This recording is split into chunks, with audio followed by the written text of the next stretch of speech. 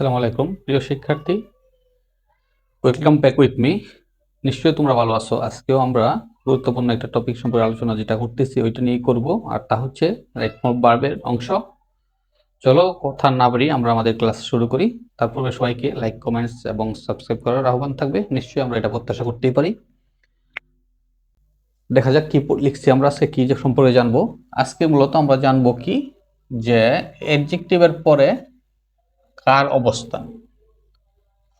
এখানে মূলত অ্যাডজেক্টিভের পরে কি বসে এই নিয়মটা আমরা জানবো। এখানে যে এনভায়রনমেন্টাল, কমিউনিকেটিভ শব্দ দেওয়া আছে, এগুলো হচ্ছে অ্যাডজেক্টিভ। তার পূর্বে অ্যাডজেক্টিভ চেনার উপায় সম্পর্কে আমরা একটু আলোচনা করে নিব বোঝার সুবিধার্থে। অ্যাডজেক্টিভ চেনার উপায়: কোন শব্দের শেষে যদি টি থাকে তাহলে এটাকে আমরা অ্যাডজেক্টিভ ধরে কাউন্ট করবো। এগুলো হচ্ছে one kind of clue to identify. এটা হচ্ছে শব্দের শেষে থাকবে, যেমন ইন্ডিপেন্ডেন্ট, ডিএনটি, ডিএনটি বা শুধু টি বললেও চলে। কোন শব্দের শেষে যদি টি থাকে তাহলে আমরা ধরে নেব এটা অ্যাডজেক্টিভ। এগুলো চেনার উপায় আর কি ভিন্ন হতে পারে। টিআইবি, যেমন এডুকেটিভ, কমিউনিকেটিভ, তাহলে টিআইবি যুক্ত শব্দ অ্যাডজেক্টিভ। সিভ, কম্প্রিহেনসিভ, এরকম এসআইবি যুক্ত শব্দ অ্যাডজেক্টিভ। এল যুক্ত শব্দ অ্যাডজেক্টিভ, এল যুক্ত শব্দ যেমন এডুকেশনাল, ন্যাশনাল, এল যুক্ত শব্দ অ্যাডজেক্টিভ হয়ে থাকে ম্যাক্সিমাম। তারপর হচ্ছে এফ ইউএল, ফুল যুক্ত শব্দ যেমন বিউটিফুল।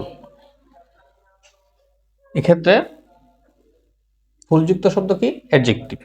তারপরে আই এস এস, ইস বা আই এস এস যুক্ত শব্দ যেমন চাইল্ডিশ, শিশুসুলভ ব্যবহার, আই এস এস যুক্ত শব্দ অ্যাডজেক্টিভ। তারপর হচ্ছে এস ওয়াই যুক্ত শব্দ অ্যাডজেক্টিভ। তারপরে এবল যুক্ত শব্দ অ্যাডজেক্টিভ। আই সি যুক্ত শব্দ অ্যাডজেক্টিভ, যেমন লিঙ্গুইস্টিক বা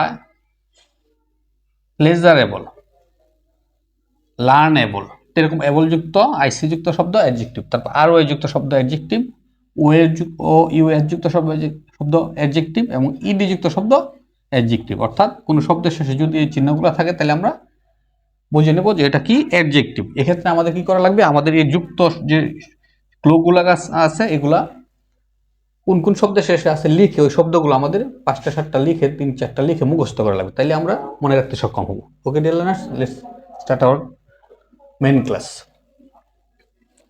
communicative compete dash refers to the ability to use language appropriately.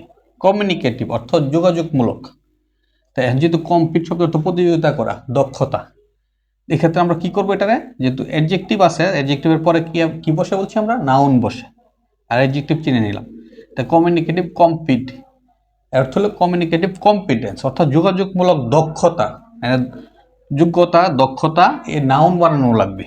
এটা হলো প্রতিযোগিতা করা, দক্ষতা করা, এরকম আছে। আমরা কি করব, যোগাযোগমূলক দক্ষতা, এই কারণে লিখবো কি কম্পিটেন্স, কম্পিটেন্স অর্থাৎ যোগাযোগমূলক দক্ষতা। রেফার্স বোঝায়, কি বোঝায়, টু দ্য অ্যাবিলিটি সক্ষমতা, টু ইউজ ল্যাঙ্গুয়েজ ভাষাকে ব্যবহারের, অ্যাপ্রোপ্রিয়েটলি সঠিকভাবে।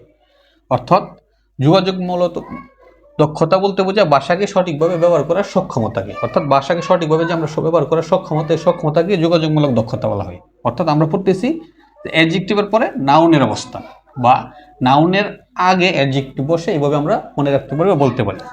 2 নম্বর সেন্টেন্স, এনভায়রনমেন্টাল পলিউট। এনভায়রনমেন্টাল, এল যুক্ত শব্দ অ্যাডজেক্টিভ বলছিলাম যে এল, এনভায়রনমেন্টাল পরিবেশগত। এখন এটা কি পরিবেশগত দূষণ, অর্থাৎ অ্যাডজেক্টিভের পরে একটা বাংলা অর্থ লাগে। অর্থাৎ অ্যাডজেক্টিভের যে শব্দটা, এটার পরে যদি আমরা এটার যদি অর্থ বলি তাহলে অর্থ শেষ হয়। যদি বলি সুন্দর, কি সুন্দর, সুন্দর ফুল, সুন্দর মানুষ, সুন্দর দৃশ্য, দৃশ্য, মানুষ, এগুলো হচ্ছে নাউন। তো এনভায়রনমেন্টাল কি, পলিউট, পরিবেশগত দূষণ করা না, পরিবেশগত দূষণ, এটারে আমাদের নাউন বানানো লাগবে। আর আমরা যে অ্যাডজেক্টিভের পরে নাউনের অবস্থান বা নাউনের আগে অ্যাডজেক্টিভ বসে, এটা যদি অ্যাডজেক্টিভ হতো নাউন বসবে। এটা পলিউশন, পলিউশন, টিআইওএন যুক্ত শব্দ নাউন, আর এল যুক্ত শব্দ অ্যাডজেক্টিভ।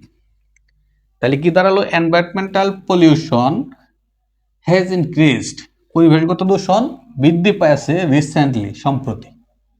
এই হচ্ছে অ্যাডজেক্টিভের পরে নাউনের, অ্যাডজেক্টিভের পরে নাউনের অবস্থান, বা নাউনের আগে অ্যাডজেক্টিভ বসে।